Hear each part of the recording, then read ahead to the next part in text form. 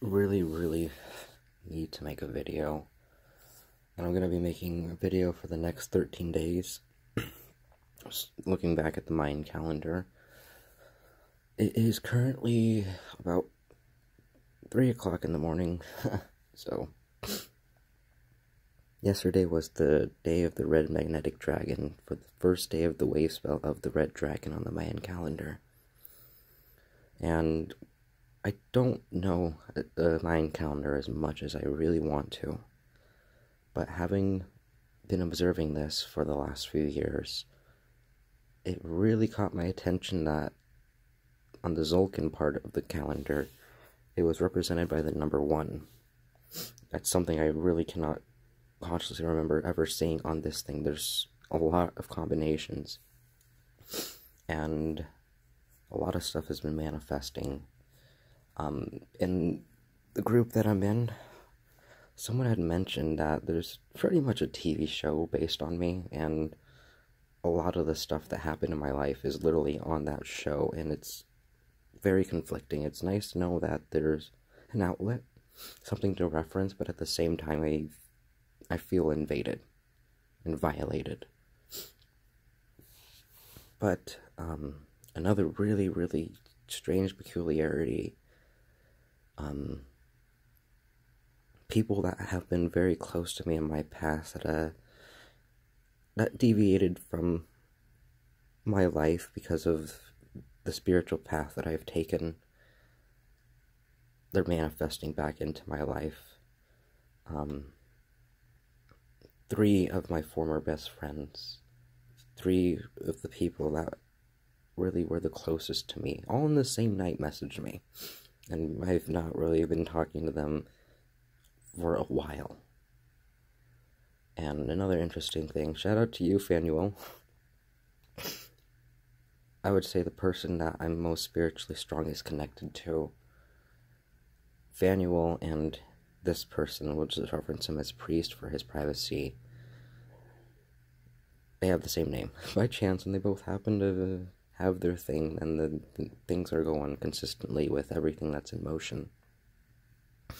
And doing the little bit of research that I've done so far with the wave spell of the Red Dragon, it's all about finding purpose and establishing purpose. And the wave spell of the Red Dragon has to do with the power of birth. And the reason why it's hitting so close to home is because of my name, Yuga Umaregawete, which translates to the enlightened one who questioned his birth. And seeing this as the beginning of the wave spells, of all wave spells, and how these progress, it's a lot to take in. Because the second day, which is today, is the day of the white wind. Astrologically, I was born as an air sign. In the Hindu health philosophy, I have the body of a Vartha, which is an air body that's strongly connected to ether. So there's so much things that are pinpointing literally my existence, and how overall my universal role obviously has to be of some great importance.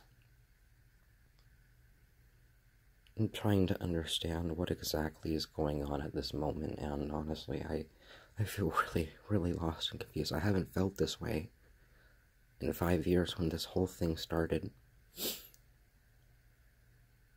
There's so much that's happening. The fact that we just had the full moon, interesting enough, the show that pretty much references my life is called Wakfu, and that originally aired October 30th, 2008, and it's currently October 27th. Found out October 26th that this ended up being a thing. It's on Netflix, you can check it out, and just, I'm trying not to sound like I'm going in circles. I'm trying to consistently keep going. There's just so much I'm trying to process, but this is going to be more of a diary for myself, and I know in the future this is going to be something very important to reference upon. for just myself, for people that eventually come across this channel. Things that are happening around me, having my interpersonal experience with the channel Beyond the Veil, and having a really, really strong connection with the hosts of the show. I really want to make a point to get out into the truth seeker movement and have myself as an outlet of information. And going back to the wave-spell of the Red Dragon, all the interpersonal beliefs that I've gathered for myself, the fact that I had received the information that the Mayan calendar finally reset itself after 2012,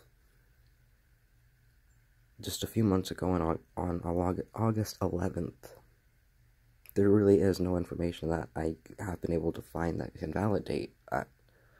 But just, you look at the signs, you see what's presented before you. The fact that there was the Lion's Gate, the lunar eclipse, a lot of other stuff that happened in my life personally. It's really, really a lot to take in. And there's one more thing. But I'm going to hold off on that for tomorrow. So, Video Diary 1, Day 1 of the wave-spell of the Red Dragon, establishing the presence of birth and understanding the essence of purpose, seeing myself as the last dragon of Quetzalcoatl, being chosen by the dragon god of time, having done my training as a dragon shaman and becoming a dragon priest, and then going a step further very shortly after and becoming into the transition into a dragon lord, the final stage of someone that works with dragon energy. I feel like this is going to be the most important sequence of my life, honestly. There's so much that's happened already. More than most people get to experience in their life, and I've only been doing this for 5 years. But I need to get some sleep. I got work in a few hours, so I'm really going to meditate on what happens this next day, seeing as it's clear to me that this wave spell also references a little bit of my existence and my role cosmically. And I know this might sound like a quote-unquote egotistical thing, but when you have the signs I have, when you were given the name of God as your birth, there's something that's going to happen. And I've proven a lot. But I will prove that I am not that crazy dragon boy people love to call and mock and shame. I am Dovahzul Hytherion, the dragon priest of the dragon god of time. This is my establishment. I was given authority and command by the god Yaldabaoth, and I will transcend everything that has been laid out before me. There is a reason why he would walk above us, the one civil law.